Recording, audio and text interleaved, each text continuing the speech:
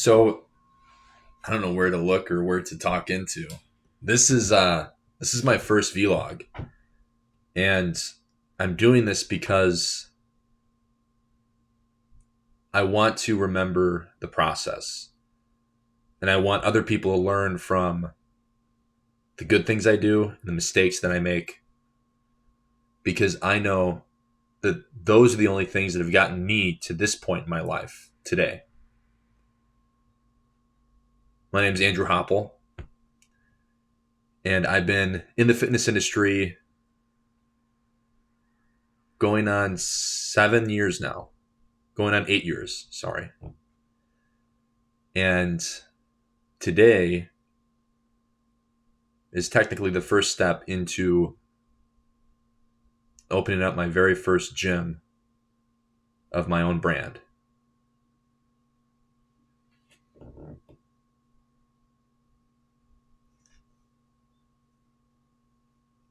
And it feels like it's been a really long process. It's just like one of those moments where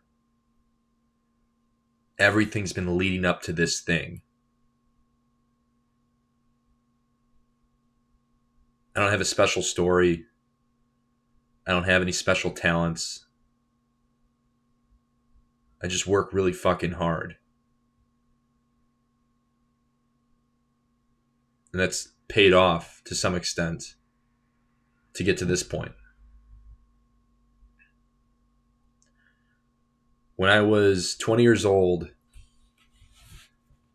I was in college getting my fire science degree, and then eventually into an EMT program because I wanted to get a career that focused on helping people.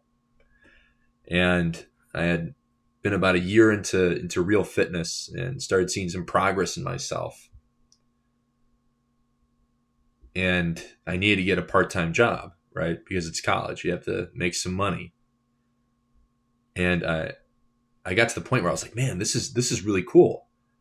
I'm seeing some progress in my fitness and my life, and it's doing things to my head. It's giving me confidence. It's making me a better version of myself that I really like, I really appreciate.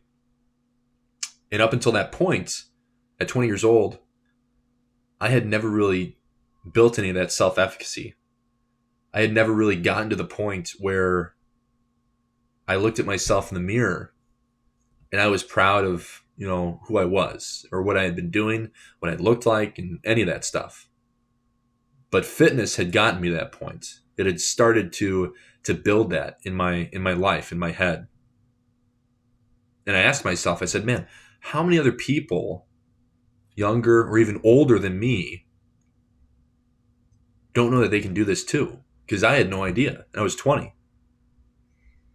So I said, no, maybe I can do this as a part-time job. Maybe I can, while I'm figuring out my whole fire science, EMT paramedic career, maybe I can help people in the gym and make some money off of it.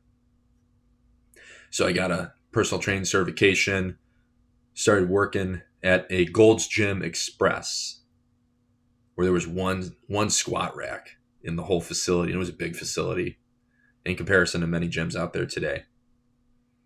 Tons of cardio equipment, all that good stuff, just bare bones to some extent. And it was awesome. It was really cool. I had a lot of fun.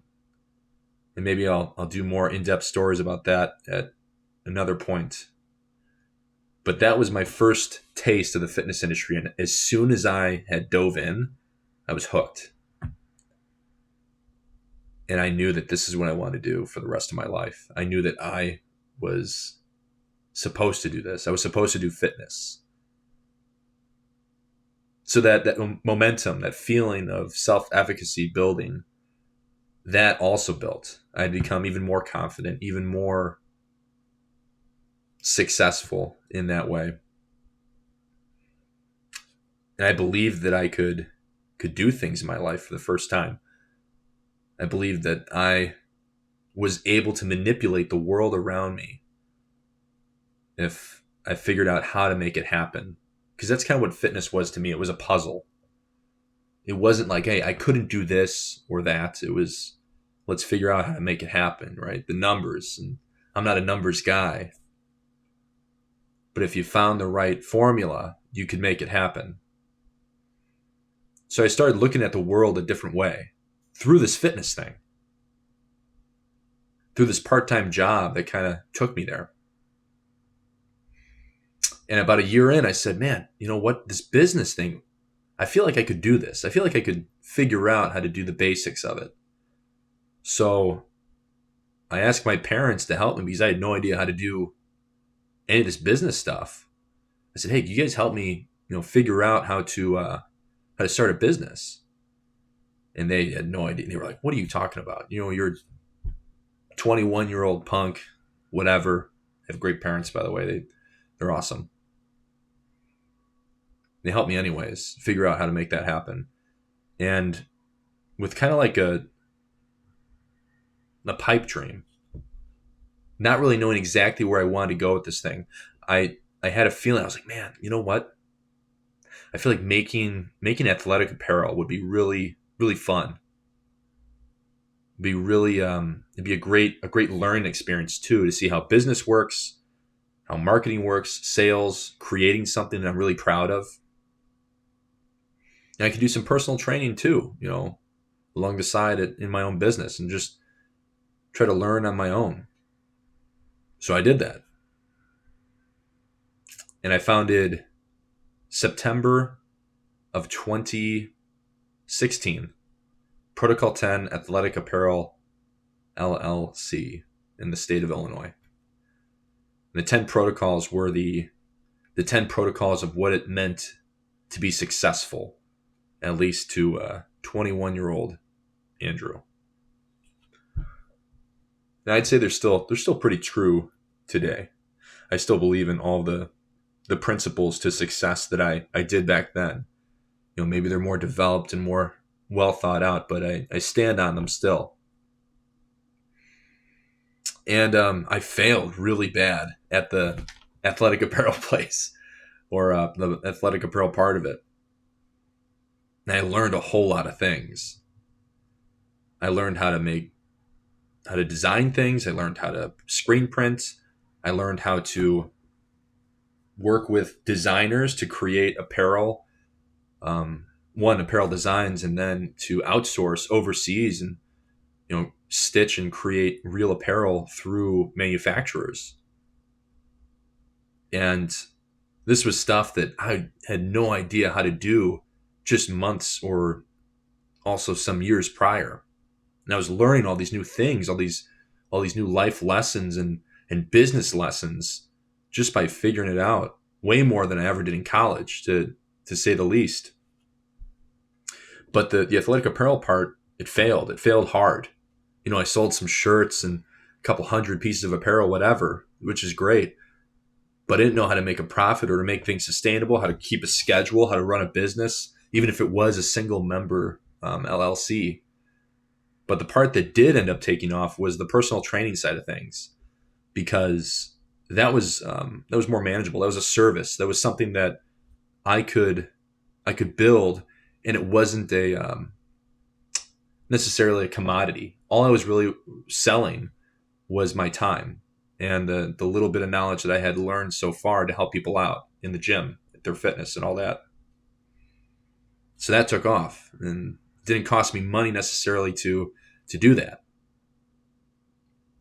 And I'd done a million other fitness jobs. I worked at Orange Theory Fitness, worked with personal training facilities, most recently working with Eat the Frog Fitness.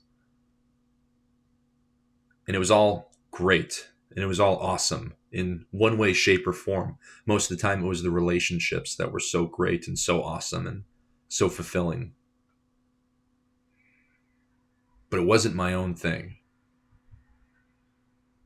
It wasn't that initial dream that I had in 2016, 2015, really, to one day own and operate my own gym, to be able to sit in my office and do the hard shit, to provide a place for people to better themselves. Because that's what I craved. That's what I really wanted. until today. It's surreal when you spend years chasing your dream, man, and you don't know how it's going to happen, or you really have no idea about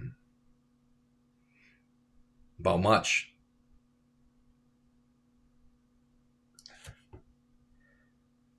But you believe in yourself, and you don't just believe in yourself blindly. You figure out a plan to, one, build that self-belief and build those knowledge points that you feel like you might need in the future for whatever the game plan is. Then you execute, and you do it over and over and over again. And it's thankless. Oftentimes it's overlooked. You get stepped on, you get kicked. People think you're screwing them over when you're trying to help them. And it takes a lot of time. And it takes a lot of patience. But eventually, you start to figure it out.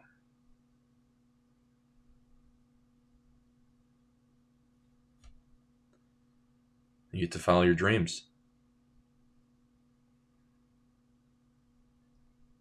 So I get to open this gym.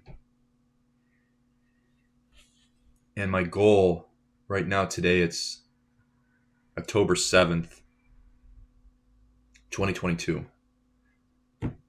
And my goal is to open up this gym January 1st, 2023. And I'm going to show you guys everything, because that's exactly how I learned how to do whatever I know how to do up until this point. And if I could help one person maybe figure out how to do their thing that they've been thinking about for years and putting work towards, and not being able to sleep at night sometimes because they're not sure if it's going to happen, or how they're going to do it, or how long it's going to take, if it's ever going to happen. If I can help a couple people figure that stuff out a little bit, that's pretty worth it, because this is the best feeling I've ever had in my entire life. Catch you guys later.